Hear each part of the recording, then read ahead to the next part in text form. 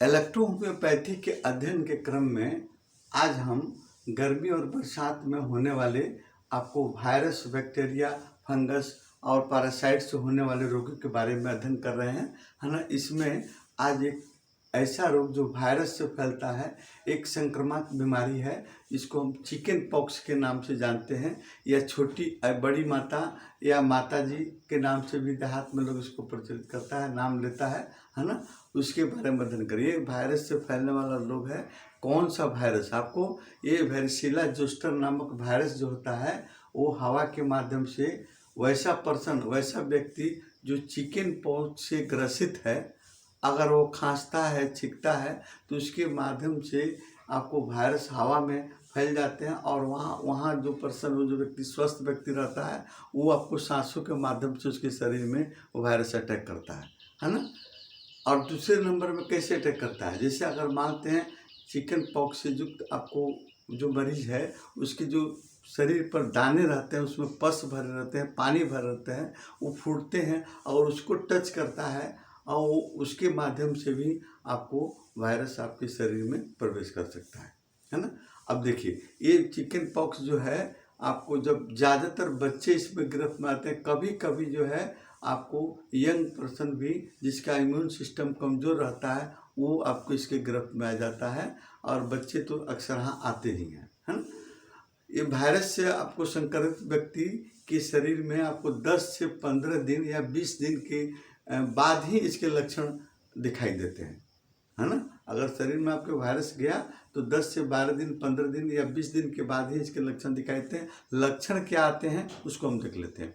पहले आपको तेज बुखार आएगा, सिर दर्द होगा, थकान और कमजोरी होगी, है ना। फिर 1-2 दिन बाद चेहरे, छाती और पीठ पर लाल रंग के दाने निकलते हैं और वो पूरे शरीर में वो दाने फैल जाते हैं, है ना।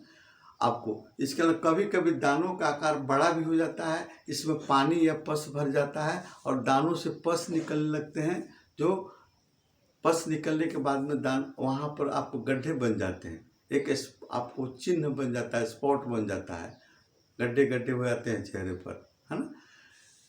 दूसरे दौर में होता है क्या, इसके बाद में आपको बच्चा सर्दी खांसी से ग्रसित हो जाता है, कभी कभी उसको निमोनिया भी हो जाती है, सांस लेने में भी तकलीफ होने लगता है, और इम्यून सिस्टम जिसका कमज़ोर होता है, हम पहले भी बताएं, वही लोग इसके गिरफ्त में ज़्यादा आते हैं, है ना। इसका सबसे बेहतरीन है टीकाकरण, है ना, और बचाव कैसे? जैसे आप जिस व्यक्ति को अगर ये रोग, संक्रामक रोग जो हुआ है आपको चिकन पॉक्स, उसको एक कमरे में आप बंद रखिए, है ना। उसके अंदर में दूसरा कोई व्यक्ति अगर जाता है तो उसके शरीर से या उसे टच नहीं करना है।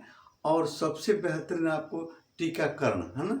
जैसे हम अभी देखे थे, आपको कोरोना वायरस का टीका पड़ा था। कोरोना वायरस ये भी वायरस युक्त रोग था, है ना। इसके गिरफ्त में हम लोग आ गए थे, है ना। बहुत सारे लोग इसके गिरफ्त में आए थे। उसी तरह ये आपको चिकन पॉक्स से भी अगर बचना आप चाहते हैं तो सेम उसी तरह, है ना, आप जहाँ पर चिकन पॉक्स से ग्रसित कोई व्यक्ति है तो उसको एक कमरे में रखिए, सुरक्षित रखिए, है ना। सफाई पर ध्यान दीजिए, है ना, उसके टच में नहीं आइए, है ना, तो आप सुरक्षित रह सकते हैं। टीकाकरण और एक बेहतरीन उपाय, टीकाकरण करा दीजिए, है ना, आप ऐसे सुरक्षित रह सकते हैं। अब देखते हैं हम इलेक्ट्रोहोम्योपैथ में कैसे इसका ट्रीटमेंट दे सकते हैं। तो सबसे पहले इलेक्ट्रोहोम्योपैथ में ट्रीटमेंट देने में आपको आपका मिक्सचर जो है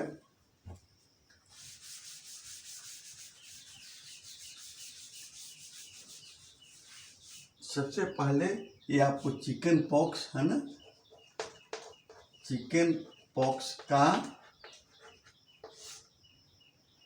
आप ट्रीटमेंट कैसे दीजिए? सबसे पहले बुखार को उतारने के लिए, बुखार ठीक करने के लिए F1 आवर F2, है ना, प्लस S1, है ना, प्लस A1, है ना, प्लस भर1,